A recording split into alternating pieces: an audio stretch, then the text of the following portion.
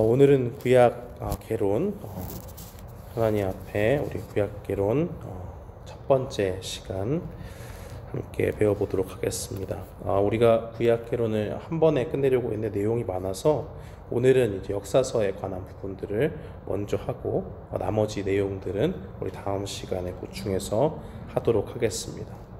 우리가 구약 성경을 먼저 이렇게 읽다 보면 굉장히 분량이 많은데 신약 성경도 있고 구약 성경도 있는데 신약의 말씀이 조금 더 이렇게 클리어하고 조금 쉽게 다가올 때가 있습니다. 양도 적으니까 사람들한테 조금 어려움이 없고 부담이 없는 것처럼 느껴질 때가 있어요. 그래서 성도들 사이에 신구약 성경을 다 배워야 하는 것은 알지만 굳이 구약 성경을 신약 성경의 해석도 다 해놓고 했는데 굳이 구약 성경을 배워야 하는가 라는 그런 의문이 드시는 분들도 있을 겁니다.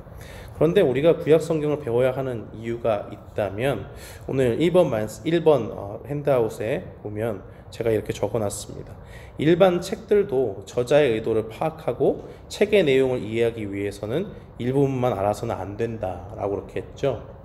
전체적인 성경의 책, 그리고 일반적인 굳이 성경이 아니더라도 일반적인 사람이 써놓은 책을 읽을 때도 아주 부분 한 1장부터 20장까지 읽는 거면 그 가운데에 17장 한 부분만 그 부분이 좋고 쉬워서 읽는다고 하면 그것이 좀 좋고 할 수는 있겠지만 그것이 과연 저자가 의도한 바의 전부인가 하는 것은 의문이 드는 것이 사실입니다.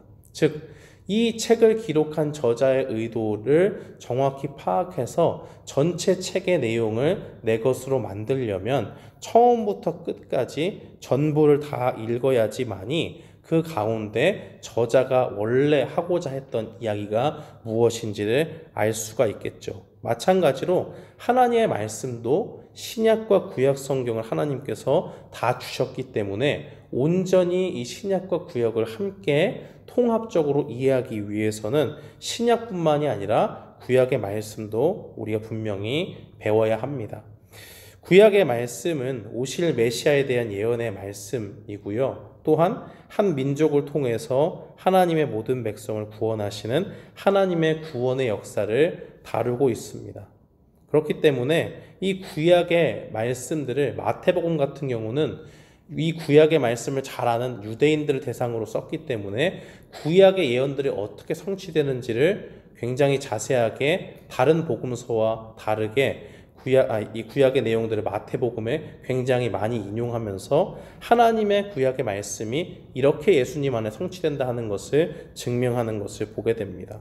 그렇기 때문에 우리가 구약을 모른다고 하면 이 예수님에 대한 오실 메시아이신 예수님에 대한 증거를 우리가 확실히 알지 못하는 것이기 때문에 우리가 하나님의 말씀을 배울 때 구약 성경도 신약 성경처럼 동일하게 하나님의 말씀으로 받아야 합니다. 이 구약의 중요성에 대한 내용을 예수님께서 언급하신 바가 있어요. 우리 성경 말씀 한번 찾아볼까요? 누가복음 24장 44절 말씀입니다. 신약 성경 누가복음 24장 44절 말씀이요. 신약 성경 141페이지입니다.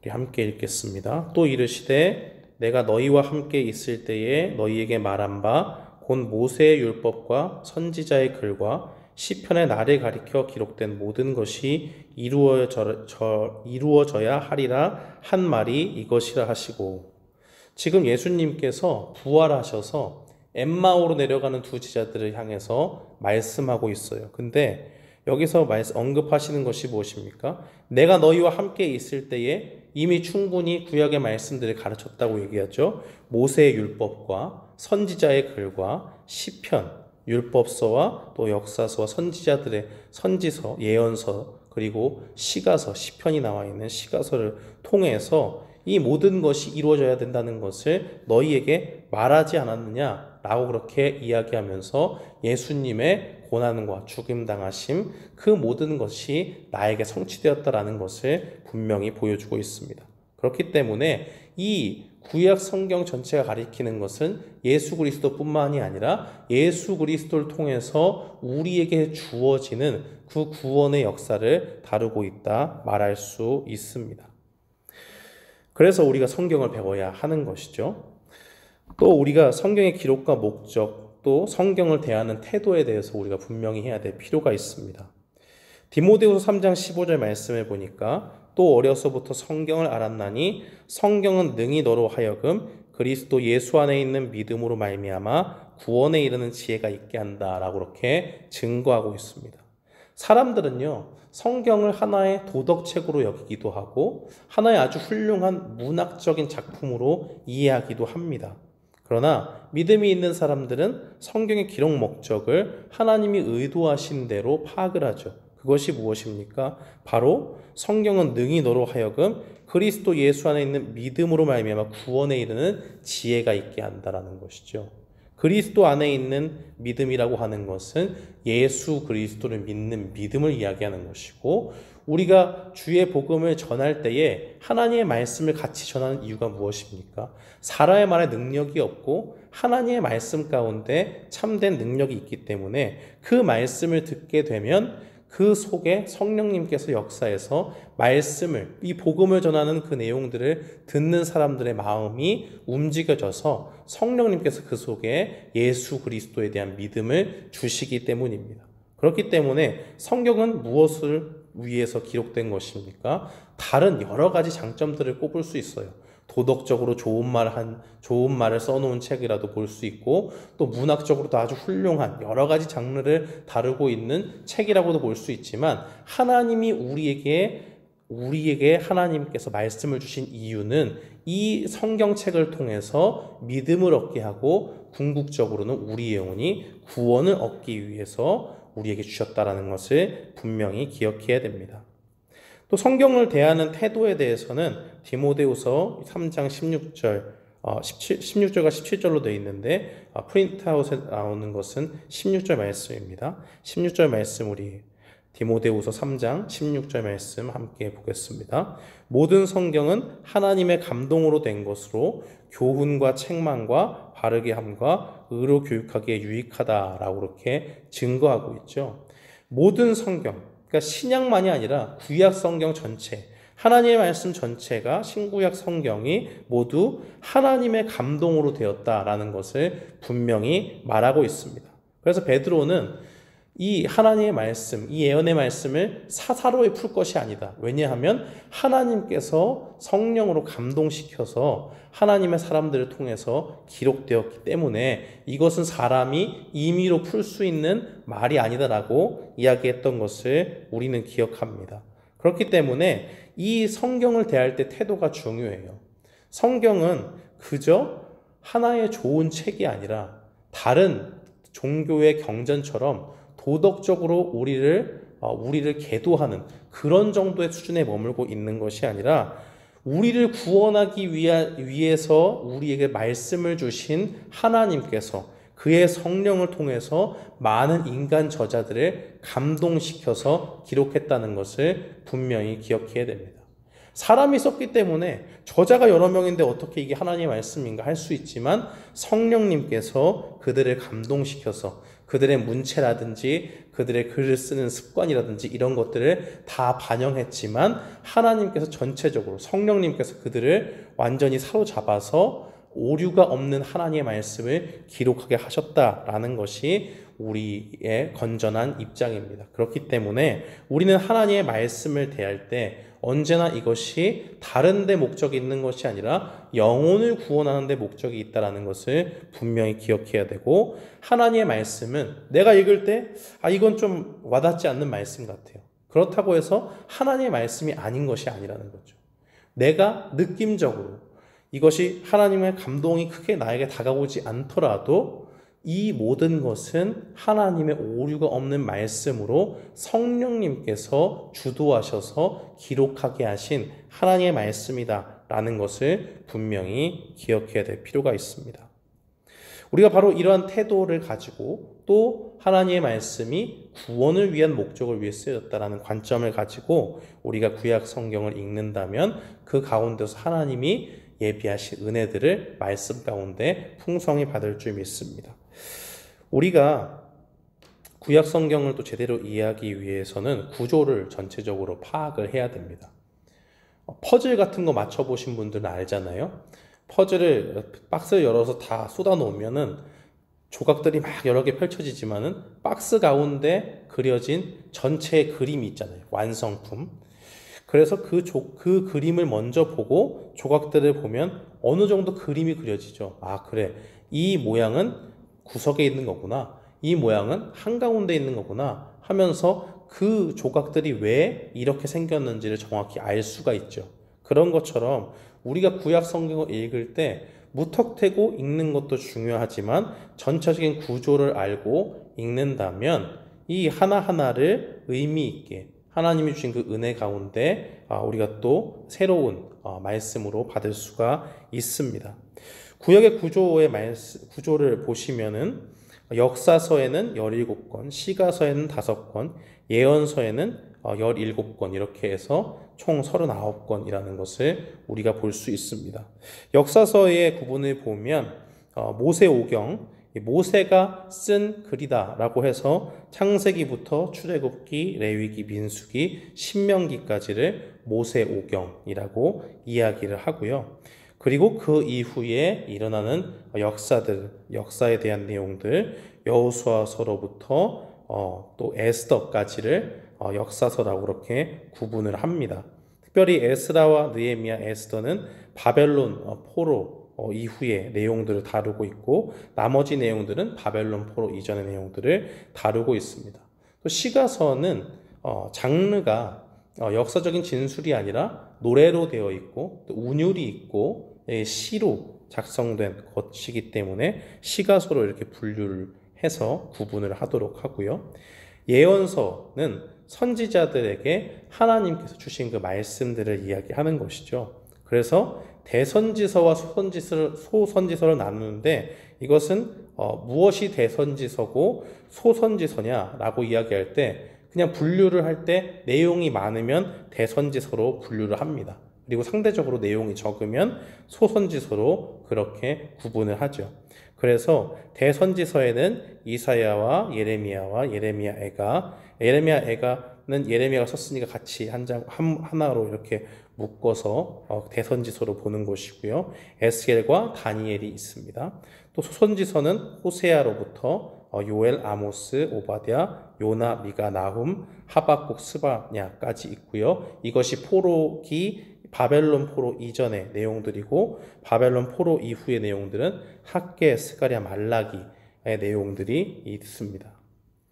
특별히 이제 구약의 오늘은 역사에 대해 살펴볼 텐데요. 창세기는 인류의 역사와 이스라엘의 역사의 시작에 대한 내용을 다루고 있습니다.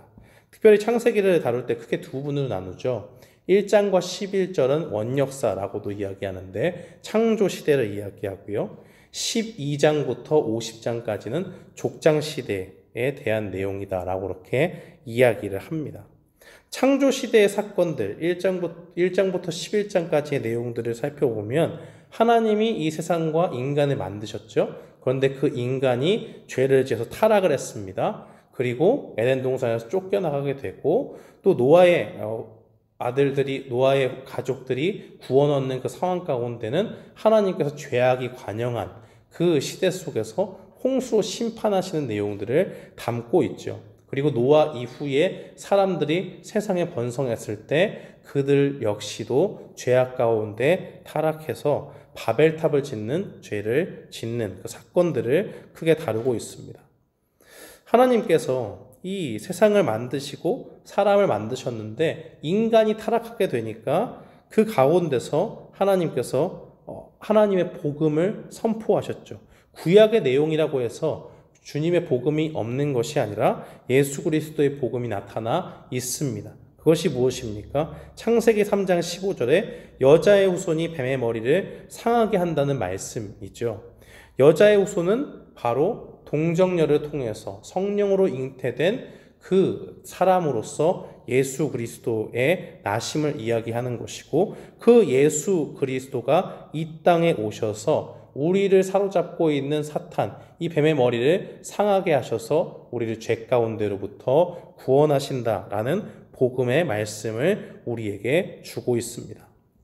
족장들이라고 하는 것은 이 아브라함과 이삭과 야곱과 요셉을 이야기하는데요. 특별히 아브라함에게 하나님께서 언약을 맺으시면서 말씀하시죠.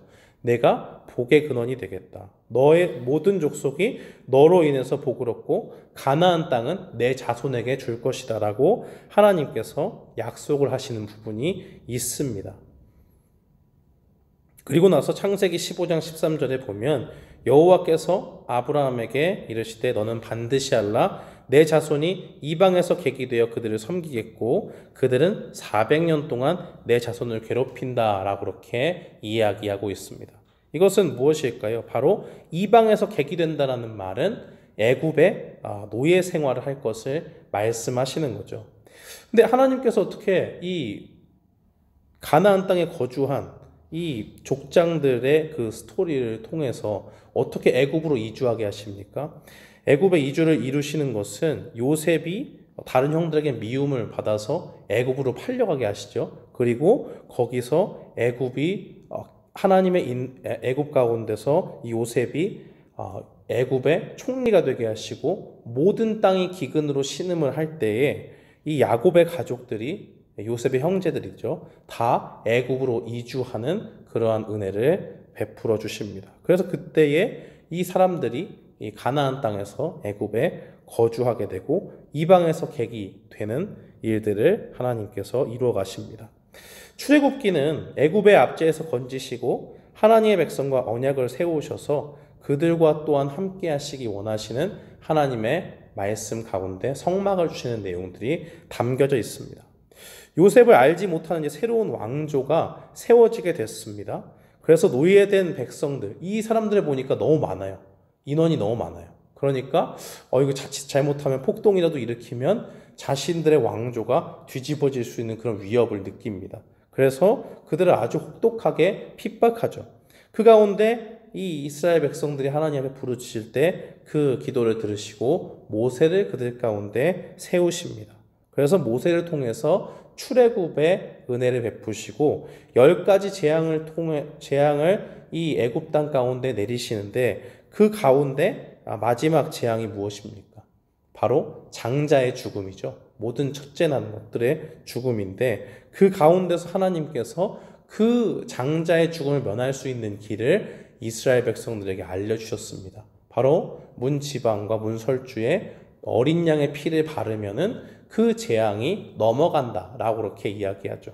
그래서 그때부터 유월절, 패스오버, 넘어가는 그 죽음의 재앙이 그들에게 임하지 않는 것은 바로 유월절 어린 양의 피를 발랐을 때, 문설주에 발랐을 때 그 모든 것이 일어난다라고 이야기하면서 예수 그리스도의 보혈의 능력이 우리를 죽음에서 건져내는 것임을 예표하도록 그렇게 말씀하십니다.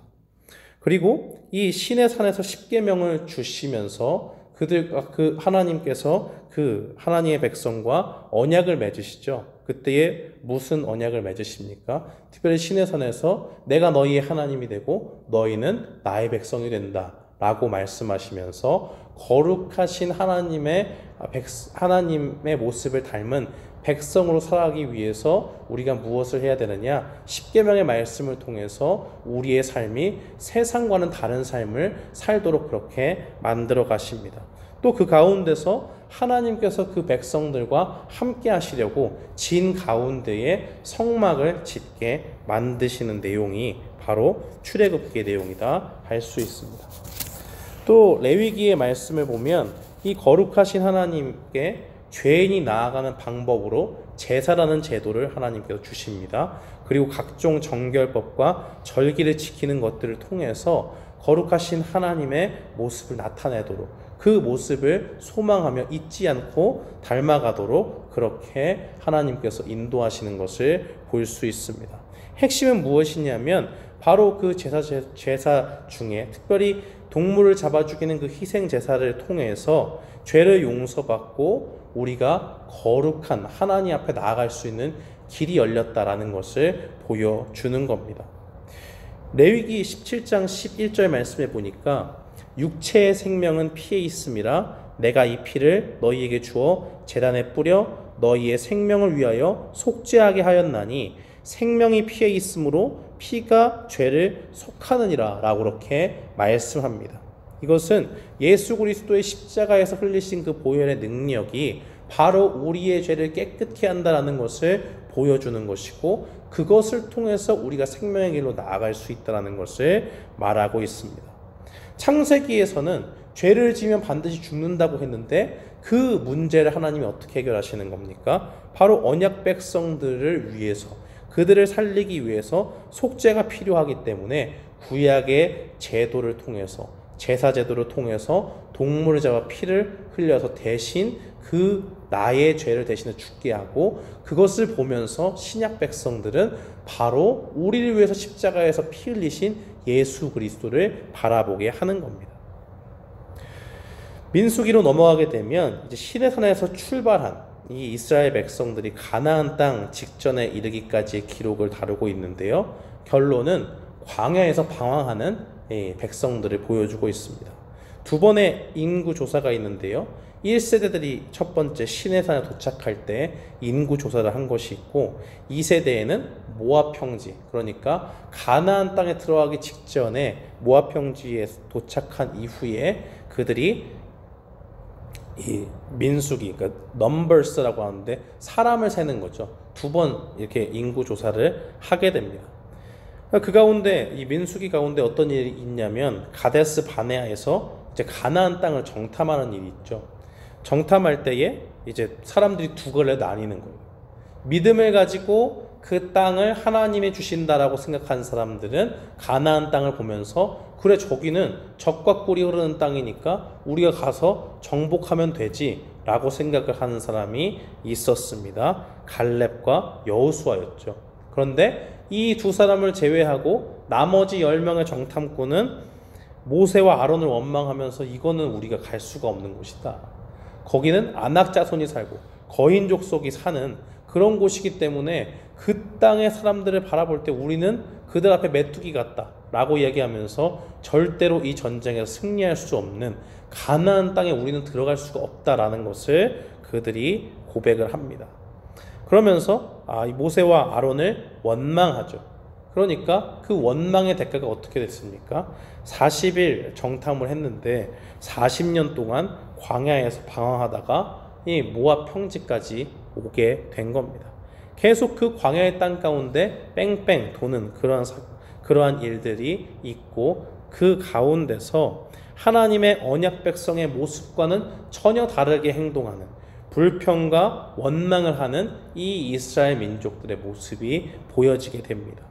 그래서 하나님께서는 그 불신앙의 1세대를 죽게 하시고 가나안 땅에 들어가지 못하게 하십니다. 그리고 새로운 2세대를 통해서 택하신 백성들에게 가나안 땅을 주시겠다 하신 약속을 이루시도록 하나님이 그들 가운데 역사해 주십니다. 우리가 이 말씀을 보면서 무엇을 깨달을 수가 있을까요? 민수기의 내용들을 살펴보면 원망과 불평이 얼마나 무서운 것인지를 우리가 깨닫게 됩니다. 하나님께서 광야에서 그들을 이끌어내시기 이전에 그들이 어떻게 노예된 상황 가운데 나오게 했는가를 묵상해 본다면 그들은 하나님께 원망할 것이 아무것도 없습니다. 오히려 그들이 예상하지도 못했던 홍해를 가르고 나아간 그 모든 것들을 기억하고 있지 않았다면 그들 가운데 원망이 아니라 오히려 이 갈렙과 여호수아처럼 하나님이 또 저 거대한 아낙 자손들을 어떻게 꺾으시고 우리에게 승리를 주실까 하는 소망과 기대가 있었겠죠. 그렇기 때문에 우리는 원망과 불평이 우리 삶 가운데 있다면 빨리 이것을 제해버리는 일들이 반드시 필요하다는 것을 기억해야 됩니다. 민수기 21장 9절 말씀에 보니까 모세가 놋뱀을 만들어서 장대 위에 다니까 뱀에 물린 자가 놋뱀을 쳐다본 즉 모두 산다고 되어 있죠. 바로 이것은 이 불평하고 원망하던 자들에게 하나님께서 광야에 있는 불뱀에 물리게 하신 것인데 그때에 다급하여 살려달라고 하니까 모세가 하나님 앞에 간구해서 하나님께서 내신 그 구원의 방법을 그대로 실천한 겁니다. 그것이 뭡니까? 놋뱀을 쳐다본 즉 모두가 산다. 장대 위에 놋뱀을 만들어서 들었죠. 그것은 바로 무엇을 이야기합니까? 바로 예수 그리스도의 십자가에서 구원의 사건. 그 예수님께서 십자가에 달리셔서 들리시는 그러한 일들을 우리에게 보여주고 있습니다. 신명기의 말씀은요, 이제 모압 평지에서 주어진 2세대를 향한 모세의 설교입니다. 이 신명기는 다시 한번 계명을 말씀하시는 이 말씀인데요, 신해서나 율법의 내용들이 다시 선포되고 있습니다. 핵심은 그거예요. 하나님을 기억하고 순종하면 복을 받는다. 그렇지만 하나님을 잊고 불순종하면 저주를 받는다. 가나안의 이방 문화에 물들지 말아라 라고 하는 것입니다.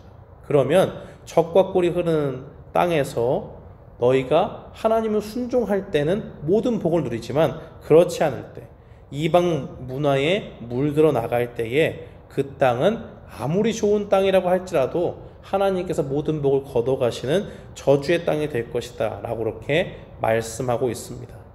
그래서 신명기 6장 5절 말씀에 너는 마음을 다하고 성품을 다하고 힘을 다하여 내 하나님 여호와를 사랑하라 라고 그렇게 말씀하세요. 우리가 정말 하나님을 사랑한다면 우리에게 무엇이 있겠습니까? 사랑하는 사람을 대할 때 우리가 대하는 태도를 잘 생각해 보세요. 그 사람을 만나러 갈 때 옷을 어떻게 입는지, 우리의 마음가짐을 어떻게 하는지, 우리의 태도를 어떻게 하는지를 우리가 생각해 보면 쉽습니다. 내가 조금 소중히 여기고 귀하게 여기는 사람, 존경하는 사람 앞에 갈 때에 아무렇게나 나가지 않죠. 그런 것처럼 이 신명기의 말씀은 무엇을 말씀합니까? 가나안 땅에 가면 그 이방 민족들은 하나님을 모르기 때문에 완전히 하나님과는 다른 신들을 섬기면서 공공연히 그것이 당연한 것처럼 살아가요. 그런데 하나님의 언약 백성은 그렇게 살면 안 되니까 절대로 너희가 이 땅 가운데서 나를 잊지 말고 나를 사랑하는 일을 그치지 말라라는 그 말씀으로 하나님의 말씀을 주시는 겁니다. 그래서 그 말씀을 미간에도 붙이고 반면 일어서거나 서거나 말을 타러 갈 때나 상관없이 언제나 하나님의 말씀을 가까이 해야 될 하나님의 백성임을 말씀해 주고 있습니다. 여호수아의 내용들을 살펴보면 여호수아를 통해서 하나님은 이제 요단강을 건너게 하시고 가나안 땅을 실제로 정복하게 하십니다.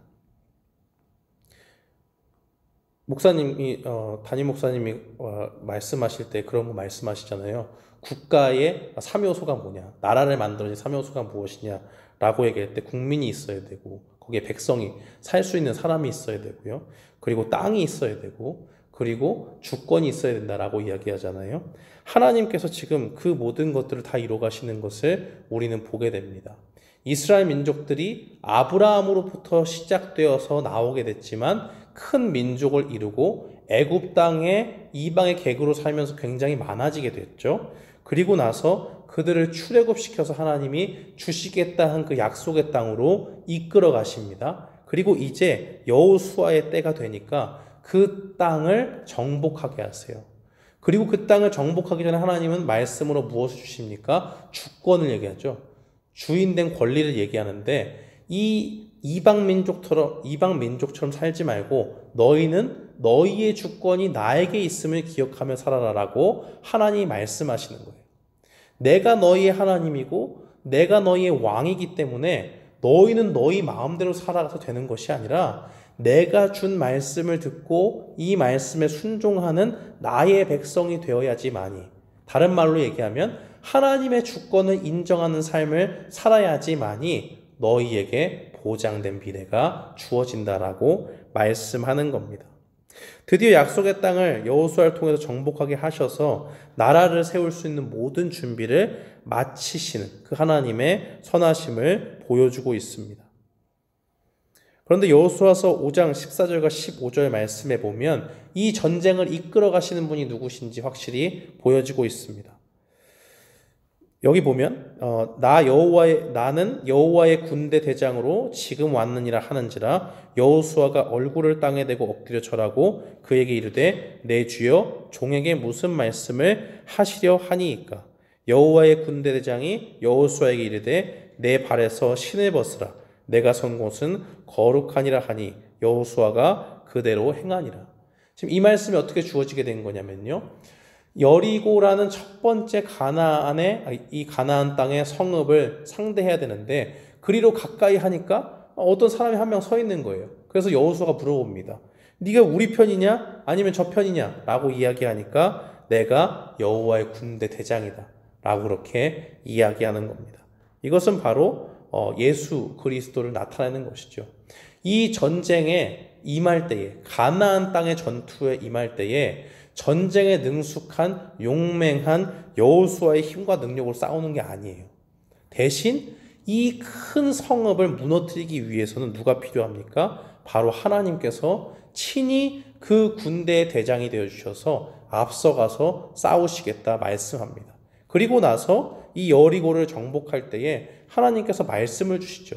거기서 칼과 창으로 싸우는 것이 아니라 하나님의 방법대로 빙글빙글 돌면서 나아가면서 세상 사람들이 이해하기 힘든 그 방법에 순종하며 살아갈 때에 하나님께서 여리고의 성읍을 무너뜨리시는 그러한 능력을 보여주십니다. 그렇기 때문에 이 세상 가운데 우리의 싸움이라고 하는 것은 무엇이에요? 우리의 힘과 능력으로 하는 것이 아니라 하나님을 의지해서, 이 세상을 이기신 예수 그리스도를 의지해서 우리가 이 땅에서 승리할 수 있다는 것을 하나님은 보여주십니다. 사사기의 말씀은요, 이제 여호수아가 죽었습니다. 그리고 나서 각자 옳은 소견대로 하는 이 악한 세대, 영적인 암흑기의 모습을 보여주고 있습니다. 거기 보시면 죄, 심판, 회개, 구원, 죄 이렇게 되어 있는데 이게 서클처럼 돌아가는 거예요. 계속 죄를 지었다가 하나님이 징계하시면 이방 민족들에게 압제를 당합니다. 그럼 거기서 하나님 앞에 아이고 잘못했습니다 부르짖으면 하나님께서 세우신 사사들을 통해서 구원해 주시는 역사가 있어요. 그런데 그것도 일정 기간 가다가 또 죄로 빠지고 하는 일들이 7번 반복되는 역사가 사사기의 내용입니다. 여호수아서 24장 31절 말씀을 보면요, 이스라엘이 여호수아가 사는 날 동안 여호수아 뒤에 생존한 장로들, 곧 여호와께서 이스라엘을 위하여 행하신 모든 일을 아는 자들이 사는 날 동안 여호와를 섬겼더라라고 그렇게 이야기하고 있습니다. 이 말씀은 뭐예요? 여호수아가 살아있을 때는 괜찮았다는 거예요. 그들이 하나님을 붙잡고 살아갔다는 거죠. 그렇지만 이 여호수아가 죽고 난 뒤에는 결국 각기 옳은 소견대로 하는 하나님의 백성의 정체성을 잃어버린 시대가 되었다는 겁니다. 사사기 21장 25절 말씀은 이렇게 증거해요. 그때에 이스라엘의 왕이 없으므로 사람이 각기 자기의 소견에 옳은 대로 행하였더라 라고 그렇게 증거합니다. 이것이 무엇을 말씀하고 있습니까? 이스라엘의 왕이 없다. 이스라엘의 왕이 없었던 적이 없죠. 왜요? 원래 왕은 하나님밖에 없었으니까. 이스라엘 민족은 사람 왕을 세워서 나가는 것이 아니라 하나님이 우리의 왕이 되셔서 친히 우리를 다스리시고 통치하신다라는 그 주권을 인정하고 나아가는 백성입니다. 근데 사람들 생각 그런 거예요. 우리는 왕이 없다. 그 말은 사람들의 벌써 태도를 보여주는 거죠. 자기의 옳은 소견대로 했다는 것은 하나님의 말씀이 더 이상 그들에게 중요해지지 않은 거예요. 하나님처럼 거룩해야 될 그 백성이 하나님의 거룩하심을 따르지 않는, 내가 굳이 그럴 필요가 있나? 라는 생각을 하게 되고, 하나님의 말씀에 순종하기보다는 나의 주장과 나의 뜻을 주장하면서 살아가는 것, 곧 그것은 무엇입니까? 내 스스로가 왕이 되고 내가 주권을 가져가는 것이죠. 그렇기 때문에 이것은 하나님의 백성으로서의 정체성을 완전히 잃어버린 영적인 암흑기가 된다는 것을 보여줍니다. 이 모습을 통해서 우리가 알 수 있는 것은 무엇입니까? 우리에게 필요한 것은 우리의 주장과 우리의 생각과 우리의 지혜가 아니라 우리를 참된 안식으로 이끌어 나가시고 우리에게 영원한 승리를 주시는 예수 그리스도만이 필요하다라는 것을 우리에게 보여줍니다. 또 그 다음에 나오는 내용들, 룻기의 내용들을 보면요, 룻기의 시대 배경은 사사기예요. 근데 아까 말씀드렸듯이 사사기는 영적인 암흑기라고 했잖아요. 근데 영적인 암흑기 가운데 하나님이 어떻게 일하시는지를 보여주는 것이 룻기의 내용입니다. 타락한 이 사사시대, 각기 옳은 소견대로 행했던 그 시대 가운데서도 하나님께서 이 다윗의 조상들을 통해서 일하셨던 예수 그리스도의 나심을 위해서 그 메시아를 보내주시겠다는 하나님의 그 약속을 끝까지 이뤄나가시는 하나님의 일하심을 보여줍니다. 진정한 왕이신 예수님은 누구의 혈통으로 와요? 다윗의 혈통으로 온다고 되어 있습니다. 그런데 이 이방 여인이었던 모압 여인 룻과 보아스를 통해서 이 다윗의 조상이 되는 사람들을 하나님이 예비하시고 그 가문의 혈통으로 다윗이 오게 하고 또 그 이후에 그 혈통 안에서 예수 그리스도가 이 땅에 오게 하셨습니다. 칠흑같이 어두운 곳에서 하나님께 안 보이는 것처럼 느껴지는 그 순간에도 하나님께서는 예수님을 예표하는 다윗 왕의 탄생을 준비하시고 모든 이들을 구원하시는 예수 그리스도의 그 족보를 유지해 나가시는 그 하나님을 바라보게 만드는 것입니다. 이러한 모습들을 보면서 우리는 무엇을 깨달을 수가 있습니까? 인류를 구원하시는 하나님의 역사는 죄악된 세상 가운데 여전히 하나님의 눈에 보기에 완전히 죄악에 빠진 것 같은, 그래서 더 이상은 소망이 없는 것 같은 그 시대 가운데서도 여전히 우리의 시야를 넘어서 일하고 계시다라는 것을 보여주시고 그 하나님의 일하심을 그 누구도 막을 수 없다는 것을 보여줍니다. 그리고 사무엘 상하의 내용들을 보면요, 이제 왕정의 시대가 시작됩니다. 왕정이라고 하면 사람 왕이 통치하는 시대를 이야기하는 것이죠. 그리고 사무엘과 사울과 다윗의 이야기가 기록되어져 있습니다. 이스라엘의 마지막 사사였던 사무엘과 사울은 굉장히 대조적인 사람입니다. 사무엘은 어렸을 때부터 하나님 앞에 바쳐진 사람이었죠. 그리고 어렸을 때부터 하나님의 음성을 듣고 훈련받은 사람이었고 언제나 하나님의 말씀에 순종한 사람이었기 때문에 그 가운데서 그 입에 나오는 말씀이 단에서부터 브엘세바까지, 이건 뭐냐면 이스라엘의 최북쪽인 단에서부터 최남단인 브엘세바까지 하나님의 말씀이 그대로 이루어지지 않는 일이 없었다고 그렇게 기록하고 있습니다. 그 말은 뭐예요? 이 사무엘이라는 사람은 처음부터 끝까지 자기의 주장이라고는 하나도 없어요. 그저 하나님께 묻고 구하고 하나님의 음성을 듣는 훈련들을 통해서 그 입술에 나오는 모든 말씀이 하나님께로부터 받은 말씀만을 전하는 사람이었다는 겁니다. 철저히 하나님께 복종을 했죠. 그런데 아이러니하게도 사람들에게는 거부를 당합니다.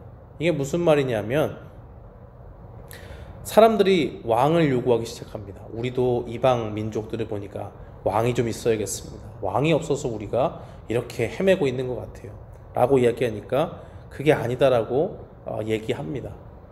아예 그 요구를 싫어했기 때문에 굉장히 불쾌해하면서 불편한 마음을 가지고 있었어요. 근데 어쩔 수 없이 사무엘이 하나님께 고합니다.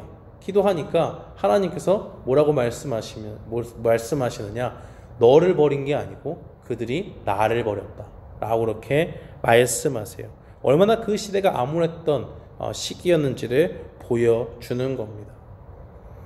근데 사울은요, 이 왕을 요구하는 이 이스라엘 민족의 첫 번째 왕으로 세움을 받았습니다. 근데 그가 처음에 왕으로 세움을 받을 때는 굉장히 두렵고 떨리는 마음으로 도망가면서 숨기도 하면서 어떻게든 왕이 될 자격이 없는 사람처럼 자기가 그렇게 행동을 했어요. 그것이 실제로 그의 모습이었습니다. 그런데 점점 그는 변하면서 어떻게 돼갑니까? 하나님의 뜻보다는 자신의 뜻대로 행하기를 원했죠. 그래서 하나님께서 진멸하라고 하신 그 아각 왕을 진멸하지 않고 그가 진멸해야 될 모든 그 가축들과 이런 것들을 남겨둬요. 남겨두고 나서 자기 눈에 보기 좋으니까 남겨둡니다. 그리고 나서 이 사무엘이 와서 지금 이게 무슨 일이냐, 하나님께서 반드시 진멸하라고 한 이 아각 왕과 나머지 이 가축들이 어떻게 있는 것이냐라고 얘기하니까 그때에 핑계를 대죠. 좋은 것을 하나님께 드리려고 그랬다 라고 얘기하니까 하나님께서 거부하십니다. 하나님께서 그를 왕위에 두지 않고 더 이상은 왕으로 수행하지 못하도록 그 왕위를 뺏어가시는 하나님의 역사를 보게 됩니다. 사울을 보면서 우리는 무엇을 느끼게 됩니까? 사울이 전쟁도 잘했어요. 하나님께서 은혜를 주셔서 무기가 현격하게 차이가 나는데도 불구하고 블레셋 사람들을 하나님께서 사울을 통해서 여러 번 막아내신 일들이 있습니다. 근데 그것은 무엇이냐? 사울을 하나님께서 사울에게 은혜를 베풀어 주셔서 그렇게 한 것이지 사울의 능력은 아니었죠. 그렇지만 사울은 점점 그것을 바라보면서 무엇을 느낍니까?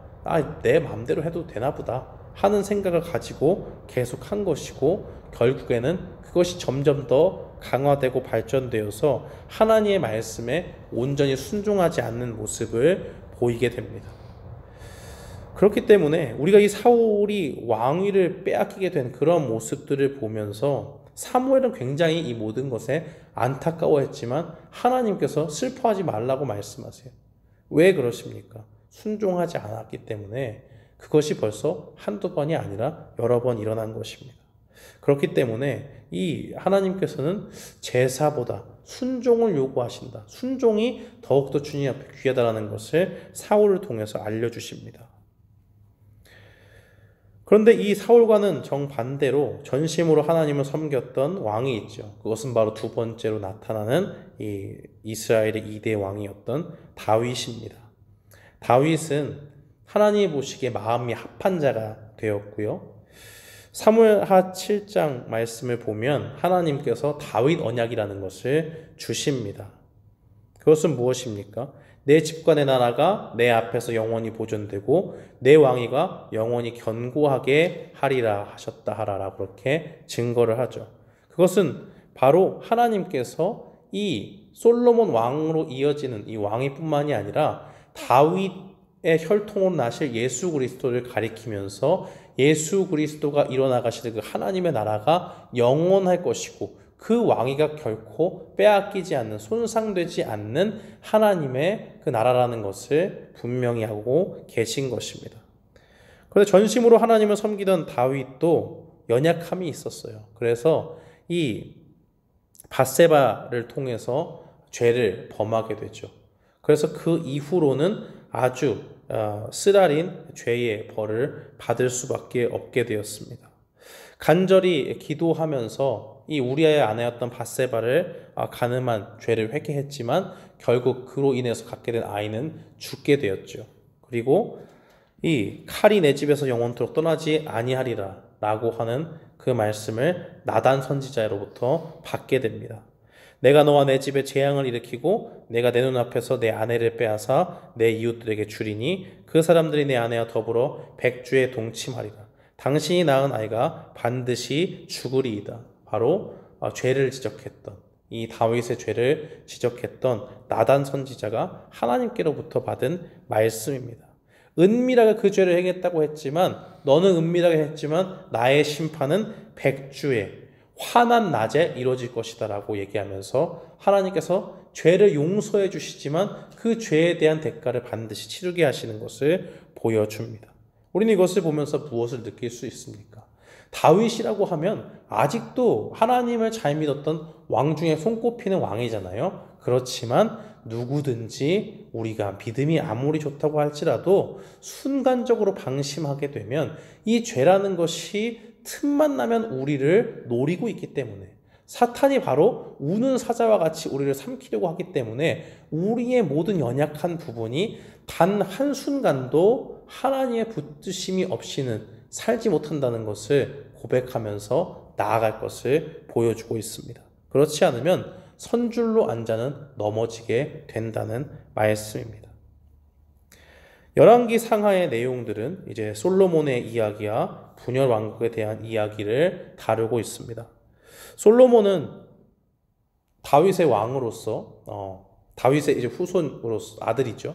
아들로서 이제 굉장한 지혜를 가지고 하나님 앞에 복을 받은 사람인데 처음에는 1,000번제를 드리면서 하나님을 굉장히 잘 섬겼죠. 그러나 말년에는 어떻게 되었습니까? 이방 여인에게 빠져서 그들의 꾀임에 넘어가서 이방 신을 섬기게 됩니다. 그 죄의 결과로 하나님께서 이 하나로 뭉쳐졌던 통일 왕국을 쪼개시는 역사를 허락하십니다.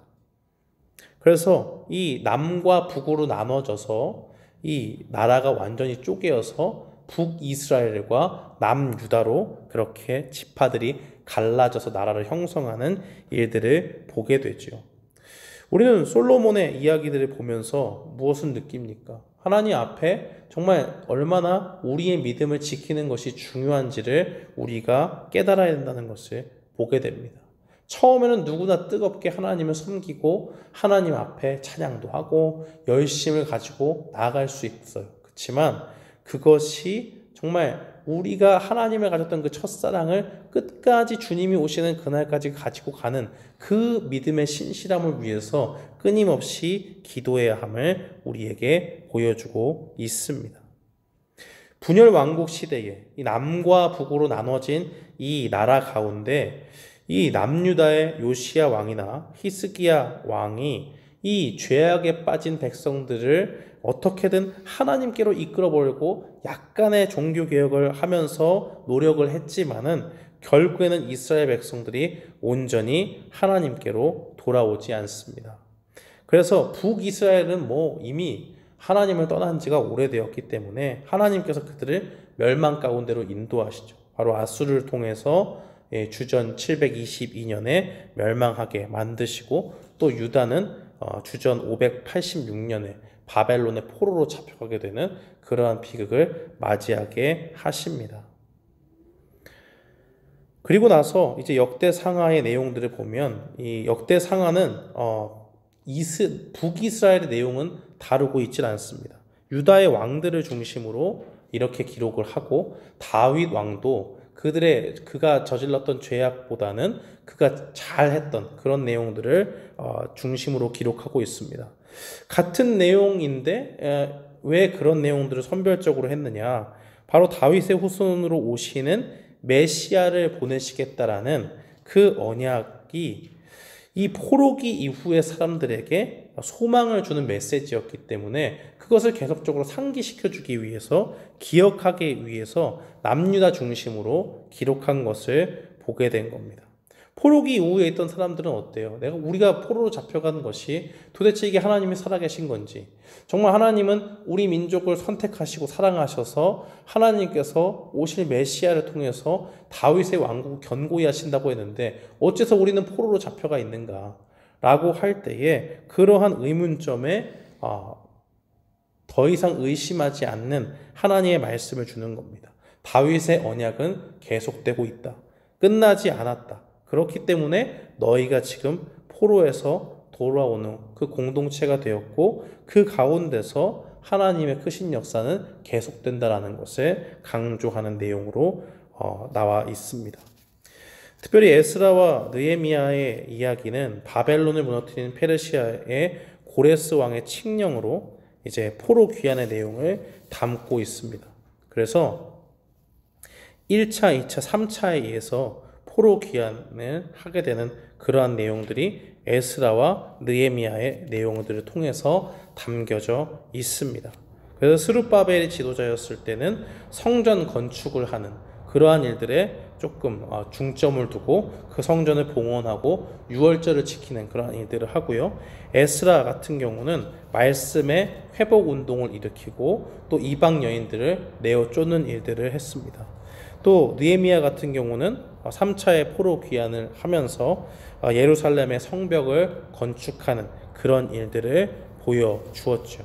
그렇기 때문에 우리가 이 하나님의 그 백성들이 다시 하나님의 그 능력에 의해서 주권에 의해서 이방 왕이었던 정말 무너지지 않을 것 같은 이 바벨론 왕국을 무너뜨리고 페르시아의 고레스 왕이 하나님을 믿지 않음에도 불구하고 그 왕을 통해서 하나님께서 다시 이스라엘 민족들을 돌아오게 하신다라는 것을 볼 때 우리는 하나님의 주권이 얼마나 강력한지를 분명히 기억해야 될 필요가 있습니다. 우리가 하나님 믿는다, 하나님을 섬긴다라고 하지만 사람들은 우리를 향해서 비웃을 수 있어요. 너희가 믿는 하나님이 살아계시면 나보다 더 잘 살아야 되고, 나보다 더 공부도 잘해야 되고, 나보다 더 물질도 많아야 되고, 또 나보다 회사에서 승진도 빠르고 더 높은 자리에 있어야 되는 것이 마땅하지 않냐라고 이야기할지 모르지만 하나님의 주권은 어때요? 전혀 알지 못하는, 예상하지도 못한 그러한 이방 왕을 움직이셔서 일하시는 것을 보게 된다면 우리가 그 자잘한 인생의 아주 작은 성공에 굳이 연연할 필요가 없다는 것을 보여주고 있습니다. 왜냐하면 우리를 하나님께서 포로가 된 순간에도 잊지 않고 다시 기억하셔서 70년 이후에 70년이 지나면 너희를 다시 돌아오게 하리라 하신 그 말씀을 분명히 이루실 하나님이시기 때문입니다. 에스더의 말씀은 하나님의 절대적인 주권과 그의 섭리를 또한 드러내고 있습니다. 이 왕비가 된 에스더는 원래 왕비였던 이 와스디가 폐위가 되면서 당시에 그 아하수에로 왕의 왕비가 됩니다. 그런데 그 주변에 있던 하만이라고 하는 사람이 모르드게를 굉장히 미워했어요. 모르드게는 에스더의 삼촌입니다. 이 왕이 하만을 총애해서 하만에게 권한을 주고 모든 나라의 민족들이 하만 앞에 절하도록 했는데 모르드게는 전혀 그 일을 하지 않았습니다. 그래서 이 모르드게가 하만에게 미움을 샀어요. 그래서 하만이 꾸민 것은 무엇이냐면 바로 이 모르드게를 책잡아서 그 유대 민족, 즉 하나님의 백성들을 몰살시키려고 하는 그러한 일들을 계획했습니다. 그 계획을 간파한 모르드게는 하나님의 그 섭리를 믿으면서 이 왕비가 된 에스더에게 결단을 촉구하죠. 네가 지금 이 왕비가 된 것이 어디 너의 능력이냐, 지금을 위함이 아니겠느냐 라고 그렇게 이야기하면서 왕 앞에 나아갈 것을 요구합니다. 그러나 그것은 굉장한 결단이죠. 그 당시에 왕의 부름이 없이 왕비가 왕 앞에 나아간다는 것은 죽음을 자초하는 일입니다. 왕이 가지고 있는 그 홀을 왕비에게 내밀지 않으면 왕비는 그냥 죽을 수밖에 없었습니다. 그만큼 아주 왕권이 센 시기였죠. 그러나 그 가운데서 이 말을 들은 에스더는 내가 죽으면 죽으리로다 라고 하면서 결단을 하고 기도를 하고 온 민족이 함께 기도를 해서 결국에는 상황이 완전히 역전되어져 버리죠. 그리고 이 유다 민족을 죽이려 했던 하만은 죽임을 당하게 되고 오히려 그 가운데서 불임절이라고 하는 절기가 세워지게 됩니다. 불임절의 내용들을 살펴보면